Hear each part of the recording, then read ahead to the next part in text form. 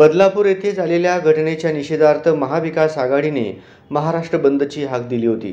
यामुळे विरोधकाच्या पायाखालची जमीन घसरली असून त्यांनी न्यायालयात आताशी धरून महाराष्ट्र बंद हाणून पाडला असल्याचा आरोप शिवसेना जिल्हाप्रमुख प्राध्यापक अजय दासरी यांनी केला।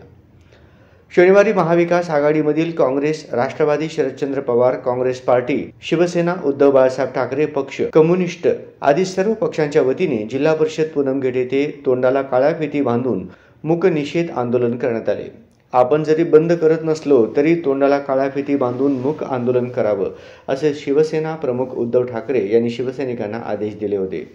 राज्यपालांनी त्वरित सरकार बरखास्त करावे, बदलापूर येथील त्या शिक्षण संस्थेवर कठोर कारवाई करावी, नराधमांवर व दिरंगाई करणाऱ्या शाळेतील अधिकारी कर्मचाऱ्यांवर कठोर कारवाई करण्यात यावी व त्या पीडितेला न्याय मिळवून द्यावा अशी मागणी जिल्हा प्रमुख अजय दासरी यांनी केली। यावेळी उपनेते अस्मिता गायकवाड, काँग्रेसचे चेतन नरोटे, राष्ट्रवादीचे सुधीर खरटमल, कम्युनिस्टचे आडम मास्तर, शिवसेना जिल्हाप्रमुख गणेश वानकर, उपजिल्हाप्रमुख प्रताप चव्हाण, दत्ता गणेशकर, शहर प्रमुख दत्तापंत वानकर, भैया धाराशिवकर, कामगार सेना अध्यक्ष विष्णू कारंपुरी, दत्तात्रय माने, उपजीप्र दत्तात्रय गणेशकर, जगदीश कलकेरी, अमित भोसले, नाना मोरे, अजय खांडेकर, विवेक कंदकुरे, संताजी भोळे, नरेश गंजी, रेवण पुराणिक, रेवण बुक्कानुरे, अनिल दंडगुळे, सुरेश शिंदे आदी उपस्थित होते।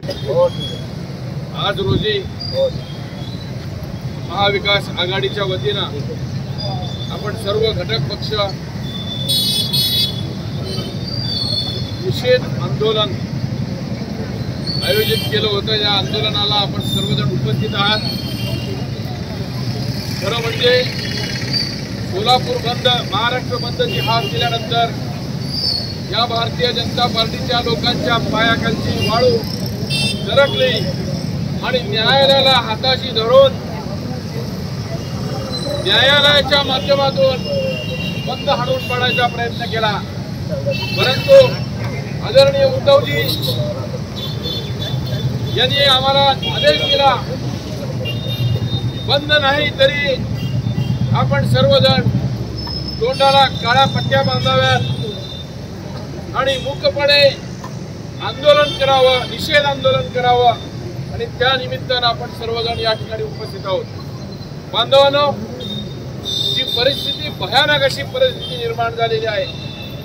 बदलापूरच्या या चिमुकलीवर अन्याय झाल्यानंतर अत्याचार केलेल्या त्या नराधमाला फाशी झाली पाहिजे आणि त्याला जे लोक पाठीशी घालतात त्या सर्वांवर कारवाई झाली पाहिजे